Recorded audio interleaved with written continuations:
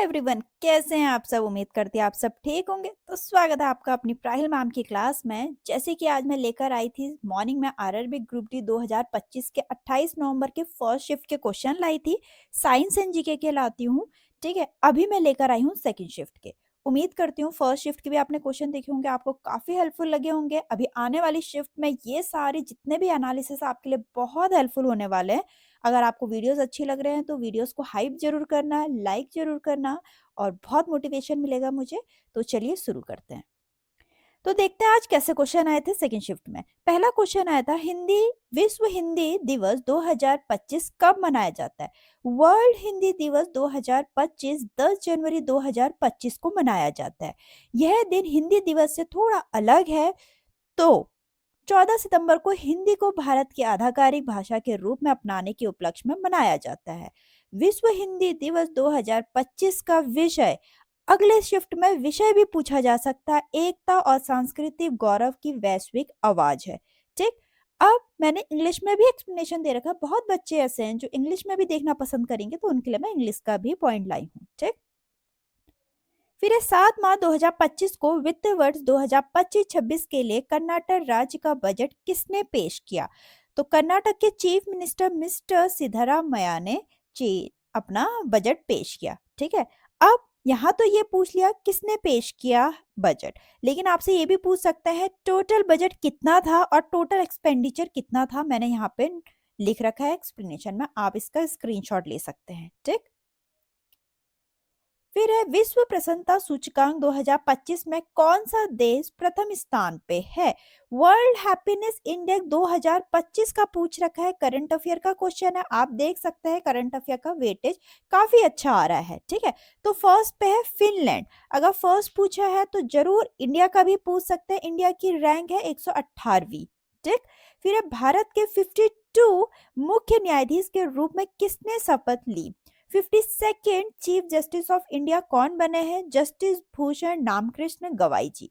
ये भी current affair का क्वेश्चन है। ठीक, फिर कौन सा रोग यौन संचारित जीवाणु रोग है। सेक्सुअली ट्रांसमिटेड बैक्टीरियल डिजीज कौन सा है। एक है क्लेमाइडिया, फिर है गोनोरिया, फिर है सिफिलिस। ठीक है, इसको नोट डाउन कर लेना।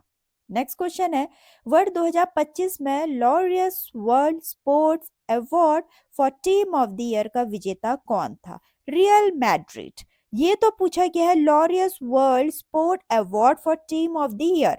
आगे और कैटेगरी भी मैंने दे रखी है, आप लोगों से और कैटेगरी पूछा जा सकता है, like world sports man of the year, world sports women of the year, world team of the year और लाइफ टाइम अचीवमेंट अवार्ड। ये सारी कैटेगरी भी नेक्स्ट शिफ्ट में पूछी जा सकती है, तो बिल्कुल भी एक्सप्लेनेशन मिस मत करना।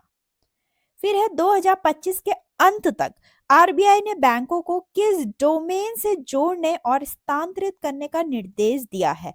.bank.in।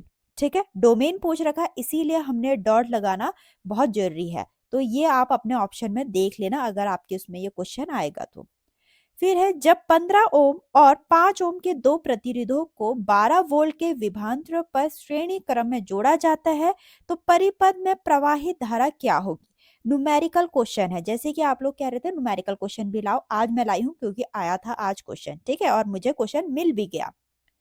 तो हमें रेजिस्टेंस दे रखा है, R1 दे रखा है, दूसरा भी रेजिस्टेंस दे रखा है, R2 दे रखा है, वोल्ट हमें दे रखी है 12 वोल्ट। पूछ रखा है कि करंट क्या होगा, current flowing in the circuit.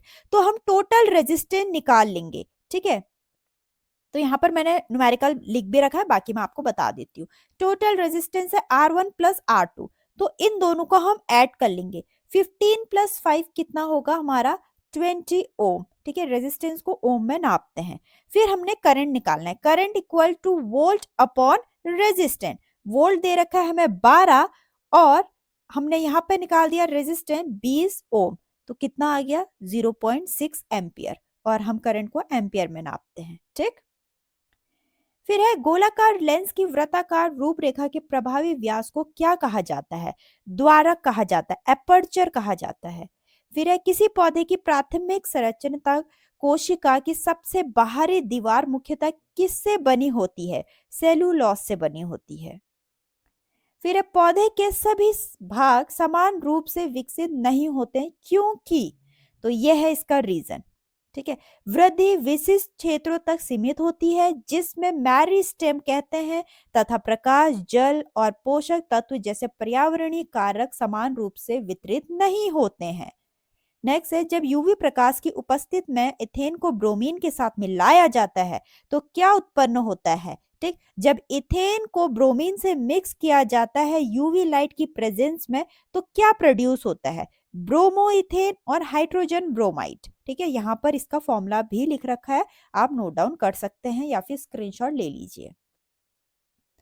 फिर है ग्लोबल स्टार्टअप इकोसिस्टम रिपोर्ट 2025 के अनुसार कौन सा शहर भारत का अग्रणीय स्टार्टअप हब है जो वैश्विक स्तर पर 14वें स्थान पर है, तो बेंगलुरु। ठीक है, फिर है भारत सरकार ने मार्च 2015 में एक पहल शुरू की जिससे बड़ी संख्या में तटीय क्षेत्र शामिल हैं, कोस्टल एरिया उसमें सबसे ज्यादा इन्वॉल्व हैं, तो उसका नाम क्या है, सागरमाला प्रोग्राम। फिर है नेक्स्ट क्वेश्चन, किस भारतीय फुटबॉल क्लब ने 2025 कलिंगा सुपर कप जीता है, फुटबॉल क्लब गोवा ने। ठीक है, यहाँ तक के सेकंड शिफ्ट के क्वेश्चन, तो उम्मीद करती हूँ आपके लिए काफी हेल्पफुल हो रही होंगी वीडियोस। तो वीडियो अच्छी लगे तो लाइक करना, हाइप भी कर दो, मुझे काफी मोटिवेशन मिलेगा, आपका ये सपोर्ट मेरे लिए बहुत हेल्पफुल होगा।